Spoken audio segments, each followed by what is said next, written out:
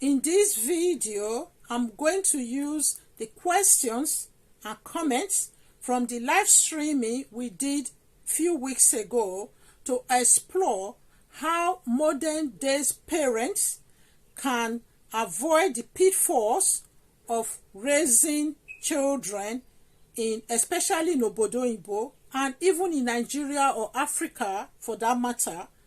Also, how we, the grandparents, the uncles and aunties, can support these parents and their children.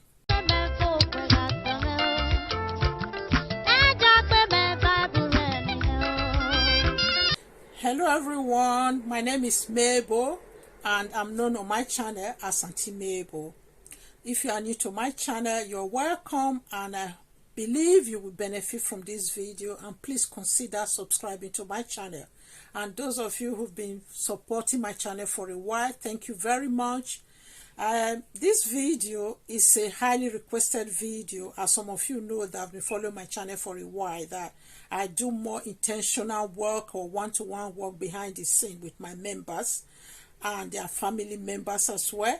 So this video has been something they've said, oh, Auntie Mabel, please try and do a follow-up to that live streaming we did a couple of weeks ago, titled A Social Worker's Advice to Koko Mama and Parents and Other Parents in Obodo Oyinbo. As you can imagine, this video is quite extensive because it was a live streaming, but today I'm going to break this comments and questions that I have received from either on the comment section or even from people behind the scene, and even some of the debate I've had with fellow grandmothers like myself regarding how some of all these things, all these pitfalls can be prevented in Obodo Oyinbo in particular, and also in Nigeria in general, in Africa or wherever we find ourselves, you know. So, but what I really want to do today is to summarize this group, to group all these comments and questions and everything in between into 3 different groups. One is going to be the people who feel that the system in Obodo Oyinbo is very good and is fair and is fit for purpose. And the second group who feel that the system is biased against Africans and ethnic minority groups. And finally, the third group who are understandably not happy with Koko Mama and her husband Abu, and not just ending it there, how can we turn this into positive force? How can we use it to make a difference? How can we make it into something that will be relevant and that will make things as help us, benefit us as a community? So first of all, I'm going to cover the first point, which is those of us who feel that the system in Obodo Oyinbo is very good and is fair and is fit for purpose and is saving children's life. It's saving a lot of families and is rescuing children from not being children who are in needs at home or who are even at risk of harm from their primary caregiver or their parent, who are mostly their parents in Obodo Oyinbo. So I can see where these people are coming from, and myself being a social worker, obviously I went into that profession for that purpose, because seeing us in Obodo Oyinbo and a lot of people raising children in Obodo Oyinbo, you can see a lot of children are really suffering. And it's not just Africans, but Africans, we have our unique difficulties when we come to Obodo Oyinbo, and we are either just by ourselves and just by your husband or partner, maybe husband and wife, or who are cohabiting, those who are parents, 2 parents family, or even a single parent family. There's a lot of difficulties that we encounter when we come to Obodo Oyinbo, understandably.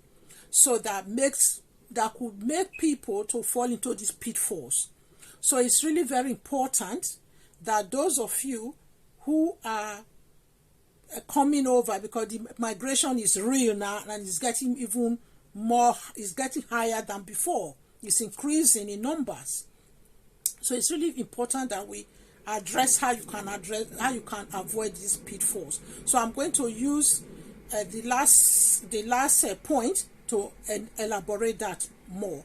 But however, the point I really want to stress in this first one, it's children's services and adult services in Obodo Oyinbo. I know today we are focusing on children's social services, and adult social services is something for another day. They have their place in Obodo Oyinbo because, like I said in that LS, we all know that we do not have the family support system. And even in Africa, in Nigeria, where we have those family support systems, a lot of children are still being abused. So 99.9% of the cases where children are removed from their parents is because there is concern that that child is in need. The parents are not giving them good enough. They are not looking for a perfect parent. The parents are not giving them good enough care. So that was the children that are called children in need. So there's a group of category of children that are looked after, which is the category that Koko Mama children is likely to fall under, who are children in need. This is simpler case to deal with, because if the parents actually come forward in those cases to say, oh, we are ready to make a change, we're going to listen to you, what you think you are not doing right, we're going to do it, we're going to try and meet these children's needs, because it's not like in Nigeria where you just give children, so go and play with the house help, or go and play with children of your age group. This system, you don't have those kind of people. You are stuck in the house with these children, so you are their playmate, so you have to do a lot more as a parent to engage these children. This is what they call meeting the children's emotional needs. So it's not just about even feeding and clothing them. So to the level of what you are used to in Africa. So when I was growing up, when I come from school, I have to go and cook my food, I have to do this, but things are different here. But there are still ways you can work with the system. It doesn't necessarily mean the system, as some of us are meant to believe that the system helps us to spoil our children. Or they said if you spoil, you're sparing the rod and spoiling the child. So I'm going to leave that point there. Those of you who feel you want to discuss this further, you can contact me personally if you know any family member, either in the UK or any other part of diaspora, Europe or US, Canada, or especially now, a lot of Africans and Nigerians in particular are emigrating to Canada and other parts of the Western world, actually, to actually feel that the system is biased against us, Black people and Africans in particular, or migrants in general. I'm not going to completely deny this, because obviously, as you know, in every system, there's always the few bad ones who will give that system or process a bad name. So there are people who definitely, for either because they are just racist, or just because they don't understand where the parent is coming from, or because even with the parents, sometimes with the African parents have failed to adhere to the rules and guidelines, or fail to present our points clearly and learn how the system works and how they expect us to be accountable for certain things. There could be miscarriages of justice. There could be some case where things are got wrong. But however, even when you notice this, if you feel it has happened, don't use that system, don't use that excuse to just turn the whole system and feel, oh, it's not fit for purpose. They are deliberately targeting the Black people, Nigerians or Africans or migrants in general.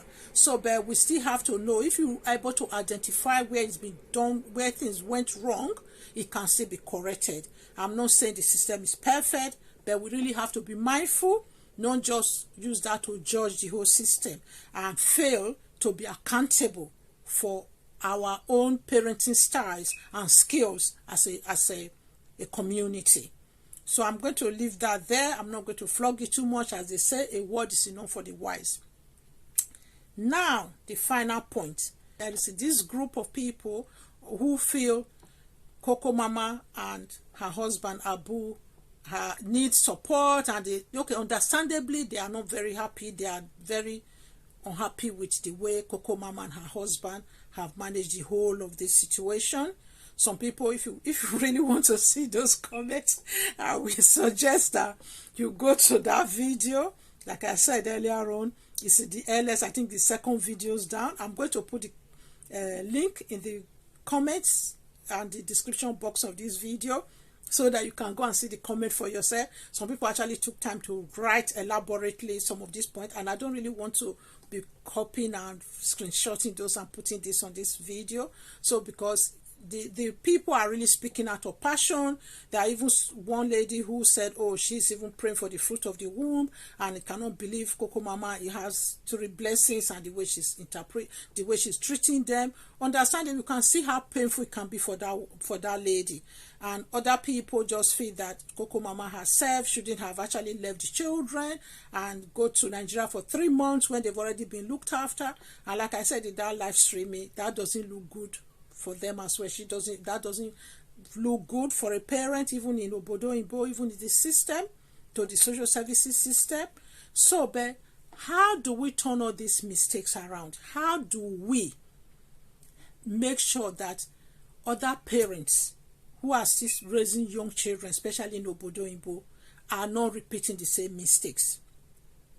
How do we, not just why those parents, they need to really listen properly, and secondly, how do we, the grandparents or uncles and auntie who are seeing some of all these issues in our churches, in our families, among our close friends, or from friends or friends family network, how do we ensure that we are preventing none of these, no more cases of Koko Mama and Abu and children being looked after? I know this has blown, because they are in the social media, this has made it to blow out of proportion. There are so many, there are too many. I know there are a lot of, don't get me wrong, there are a lot of very good African and Nigerian parents in Obodo Oyinbo who will come and learn the system and follow the system and try to raise their children very well, and not just believe that, oh, the system is spoiling my children. You know, they are not. There are good ways you can work with the system, and your children will still come out nice, come out okay.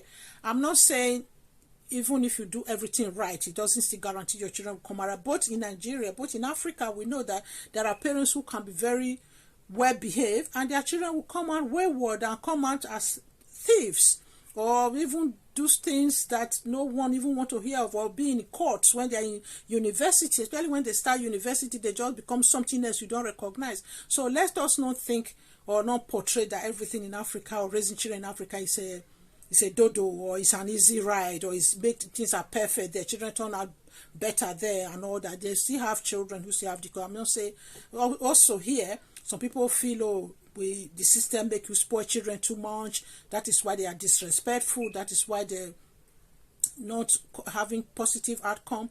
There are a lot of our children, majority of our children, actually have good outcomes in Obodo Oyinbo. This is even why some people will even they are not living here, they will still send their children over here to come and be educated here. So there are a lot of positive we can work with.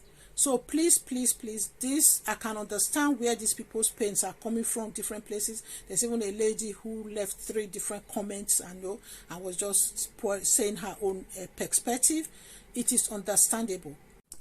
However, I will admonish that parents of young children, please, please, don't take it easy. Don't sit back and just feel, oh, put them in front of television.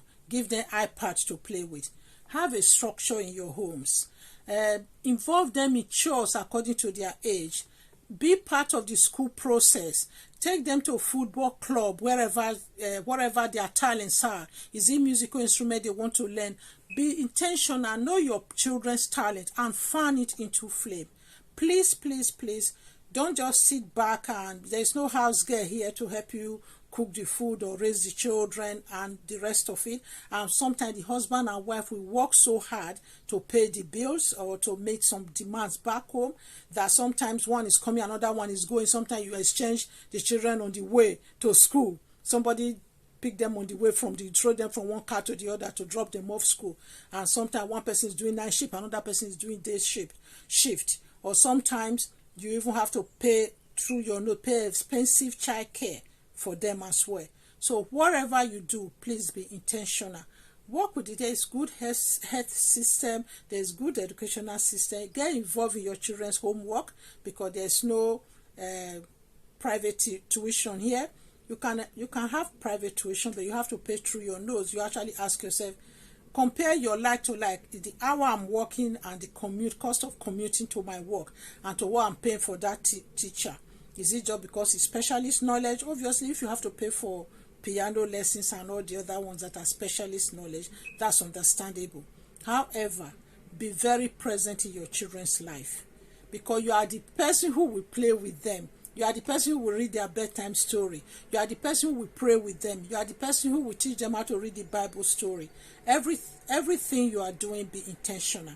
So please, let's work with the system. Understand the healthcare system. Understand the educational system. Understand that your children, when they bring the book home, that small book, even when they are the age of 5 or 4 or 3, they want you to read it and sign their diary to say, oh, Okechukwu read this today. Anthony read this page today. Whatever the school process it, because those makes us very, very, sometimes absent, make you look absent. If, for example, they have parent evening, you are not there. They have PE or whatever, they have a day outing.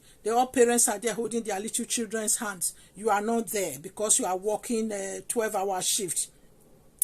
Or when they are playing football during the weekend or whatever, or a sports day, whatever, there are things they want parents to be there. Once that letter comes, form that communication with your school. Make sure you look at the children's bag, because some children are very good that they never hand the letters to the parents. Make sure as they come through the door, you ask them, any letter from your school today? Even these days, there's so much online. Most schools, all those information are online, that you make sure you know how to log in as soon as your children know the system. As soon as your children start school, ask the right questions. Ask them, well, how do you communicate between school and home, so that you get that right from the very beginning. So please, please, please, my dear ones, you really need to tie your belt and tie your jar, what the Yoruba people call a jar, very well to raise children. And especially when they become teenagers, it's a different level. It's a different ball game. You really have to up your gear as they are getting older. As a friend of a friend used to tell her, to a white lady always used to tell my friend those days, say, when they are young, they tie your legs.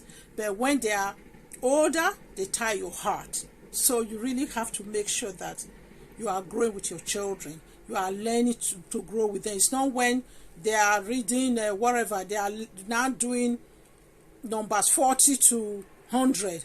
You are still crawling in 1 to 10. I'm just using that as a metaphor. So just make sure that they are progressing. You're also progressing with them. It's hard. Work hard. Work as a community. Work as a group. Find another parent of the same mindset that you guys can rub minds together. You can still form your village to raise a child wherever you live. It's not undoable. Now, social media, don't just use social media for the gossip and share gist. Also use social media or YouTube to connect with family, with parents, with mothers, with fathers of the same mindset. Now, you can chat with somebody in US, you can chat with somebody in Germany, and you can even share ideas, you can share support system.